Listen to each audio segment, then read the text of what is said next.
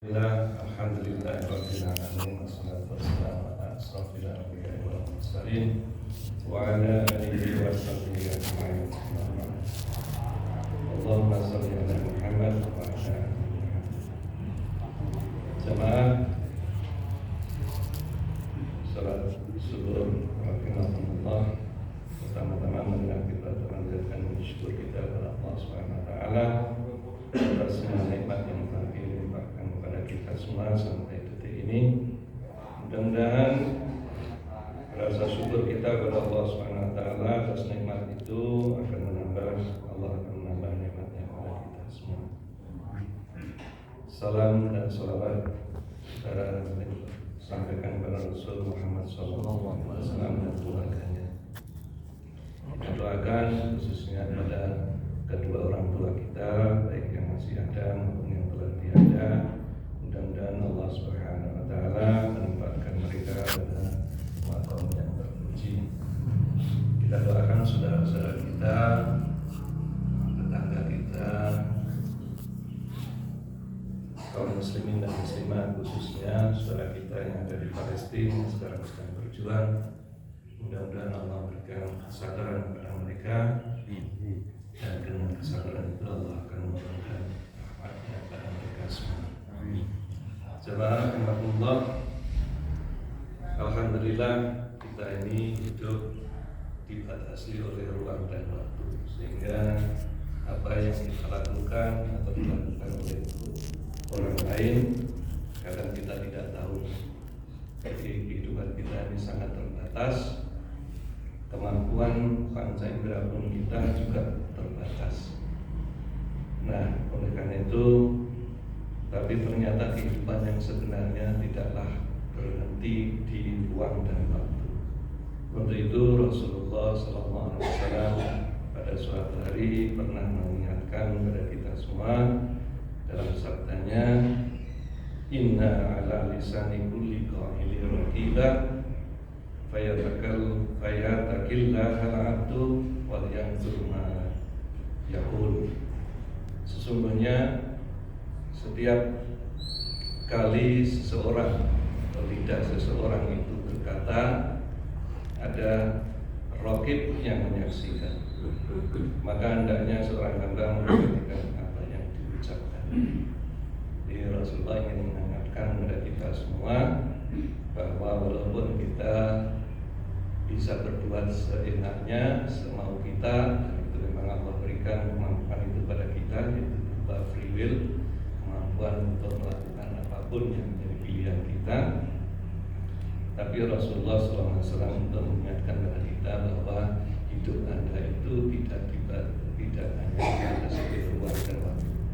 Ada saksi-saksi yang lain yang mengikuti Anda dari waktu ke waktu, dari ruang ke ruang, bahkan tidak ada batasan sama sekali. Jadi Rasulullah SAW mengingatkan apapun yang ternyata kita lakukan, baik secara sendiri-sendiri maupun berjamaah, itu ada raqib, ada yang menyaksikan. Oleh karena itu kita diminta untuk berhati-hati agar apa yang kita lakukan itu adalah sesuai dengan kehendak Allah Subhanahu wa taala.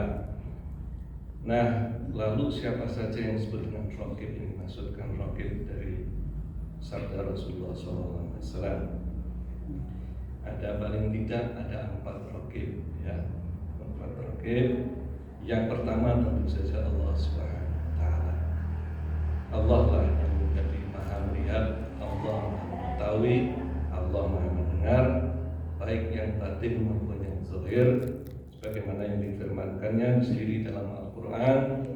Allah Subhanahu wa taala berfirman, wa'lamu annallaha yahulu bainal mar'i wa qalbihi.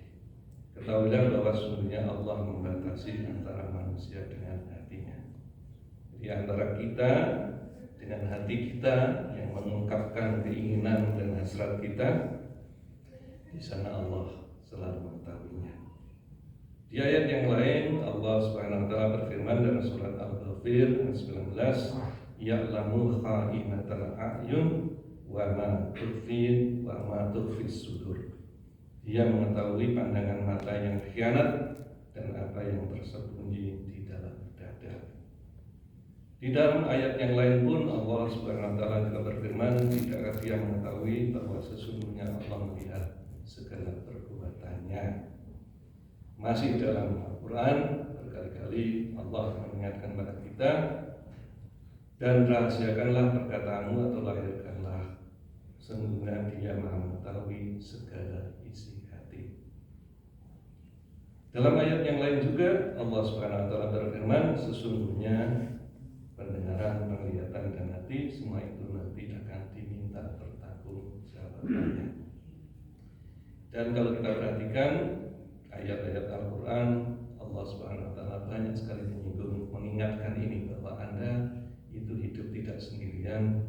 Selain hidup bersama manusia, ada yang lain yang menyaksikan kamu. Lalu siapa rakib yang kedua adalah Rasulullah SAW, seperti dinukilkan dalam Al-Quran surat At-Taubah ayat 105. Allah Subhanahu wa taala berfirman, wa qul malu fasayarallahu amalakum wa rasuluhu wal mu'minun. Beramalah kamu, maka Allah dan Rasulnya serta orang-orang mukmin akan melihat amalanmu itu. Jadi ketika kita mengucapkan suatu, melangkahkan kaki kita ke suatu tempat, bahkan dalam setiap tarikan nafas kita pun, pada saat itu Allah menjadi saksi kita, Rasul menyaksikan kita, dan orang-orang mukmin mungkin ya, karena boleh jadi kehadirannya tidak ada hadir, tapi bisa hadir menyaksikan kita juga. Jadi Rasulullah juga adalah ar-raqib yang menyaksikan. Lalu yang ketiga, siapa raqib itu? Yaitu para malaikat. Dalam Al-Quran surat Qaf ayat 18, Allah Subhanahu wa taala berfirman, ma yanfidu min qaulin illa ladayhim raqibun atid. Tidak ada suatu kata pun yang terucap melainkan ada di sisinya malaikat pengawas yang setiap mencatat.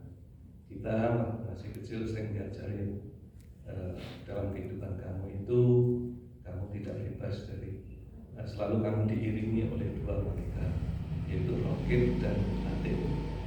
Jadi dalam bayangan kita adalah raqib di sebelah kanan, atid sebelah kiri, yang selalu siap mencatat yang baik dan yang tidak baik, gitu kan. Walaupun ayatnya adalah raqib itu adalah yang menyaksikan secara umum, menyaksikan. Lalu siapa yang keempat? Yang keempat itu adalah Allah Subhanahu sendiri menyampaikan dalam surat Al-Fussilat ayat 20 sampai 22.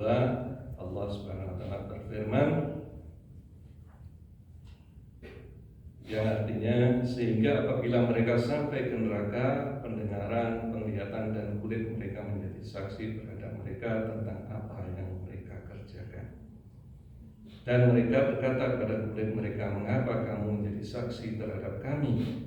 Kulit mereka menjawab, Allah yang menjadikan segala sesuatu pandai berkata, telah menjadikan kami pandai pula berkata. Dan dialah yang menciptakan kamu pada kali yang pertama, dan hanya kepadanya kamu dikembalikan. Kamu sekali-sekali tidak dapat bersembunyi dari kesaksian, pendengaran, penglihatan dan kulitmu kepadamu. Bahkan kamu mengira bahwa Allah tidak mengetahui kebanyakan dari apa yang dikerjakan. Di ayat yang lain surat Yasin yang sering kita dengar dan kita hafalkan, Allah Subhanahu wa taala berfirman, al-yawma nakhtimu ala afwahihim wa tukallimuna aydihim wa tashhadu arjuluhum bima kanu yaksibun. Pada hari ini, di hari pembalasan nanti, kami akan membuka mulut mereka, tangan mereka yang berkata kepada kami, dan kaki mereka yang akan bersaksi terhadap apa yang dahulu mereka kerjakan. Masih di dalam Quran surat An-Nur ayat 24, Allah Subhanahu wa taala berfirman, pada hari ketika lidah, tangan dan kaki mereka menjadi saksi atas mereka terhadap apa yang dahulu mereka kerjakan. Bahkan Rasulullah SAW menambahkan, Rasul bersabda, pada hari kiamat nanti kalian akan datang, mulut-mulut kalian akan tertutup oleh penapis bagian tubuh dari manusia yang pertama kali bicara adalah paha dan telapak tangannya. Hadis riwayat Ahmad dan Tabrani serta Hakim. Itu adalah 4 yang pasti akan menyaksikan kita semua, baik di sini maupun nanti kelak di akhirat. Lalu apakah ada lagi? Ada sebenarnya, yaitu setan. Yang dalam Al-Quran sering kita dengarkan bahwa setan itu akan selalu mendatangi setiap dari diri kita, dari depan, dari belakang, dari kanan, dari kiri, ya, akan menggoda kita. Jadi tidak ada waktu, tidak ada ruang yang putus untuk setan selalu menggoda kita. Dan itulah yang kemudian diabadikan misalnya dalam Al-Quran itu surat Ibrahim ayat 22. Allah Subhanahu wa taala berfirman yang artinya setan berkata ketika urusan hisab telah diselesaikan, sesungguhnya Allah telah menjanjikan kepadamu janji yang benar. Jadi ini setan berkata kepada orang-orang yang pernah digoda dan mengikuti jalannya setan.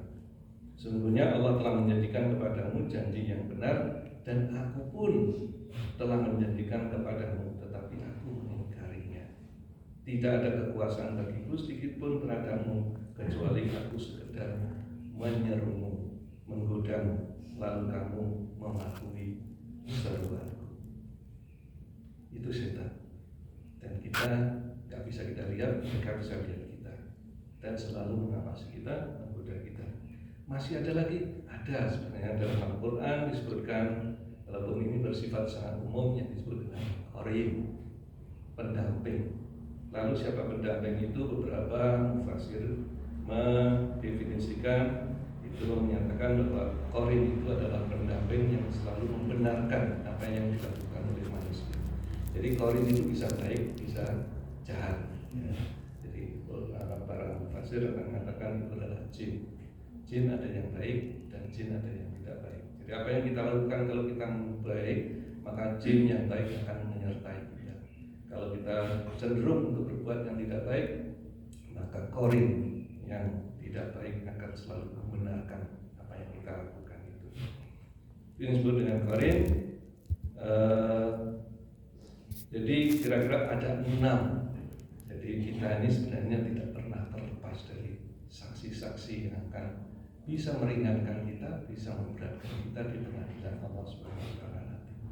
Oleh karena itu, mudah-mudahan peringatan dari Rasulullah SAW ini mengingatkan bahwa kita hidup ini tidak hanya bersama manusia yang lain, masih ada makhluk-makhluk yang lain, bahkan Allah Subhanahu wa taala sendiri akan menjadi saksi terhadap kita semua. Mudah-mudahan kita akan seperti apa yang dinyatakan oleh Allah Subhanahu wa taala, wallahu ma'akum aina ma kuntum. Mudah-mudahan Allah itu selalu bersama kita di mana kita berada. Tapi apakah selalu begitu? Ya, Allah juga kadang membiarkan kita tersesat kalau kita tidak pernah mau kembali kepada kebenaran. Nah, mudah-mudahan peringatan Rasulullah SAW ini menjadikan kita hidup lebih berhati-hati. Segala ucapan, tindakan, pikiran, bahkan niat pun itu semuanya akan dicatat, tak ada satu pun yang tertinggal. Mudah-mudahan Allah Subhanahu wa taala memberikan rahmat dan petunjuk pada kita semua. Untuk itu marilah kita awali kehidupan kita hari ini dengan sama-sama baca Al-Fatihah.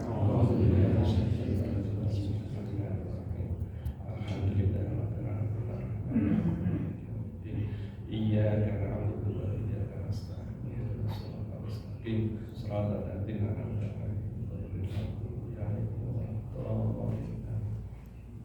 Subhanakallahumma wa bihamdika asyhadu an la ilaha illa anta astaghfiruka wa atubu ilaik. Billahi taufiq wal hidayah. Assalamualaikum warahmatullahi wabarakatuh.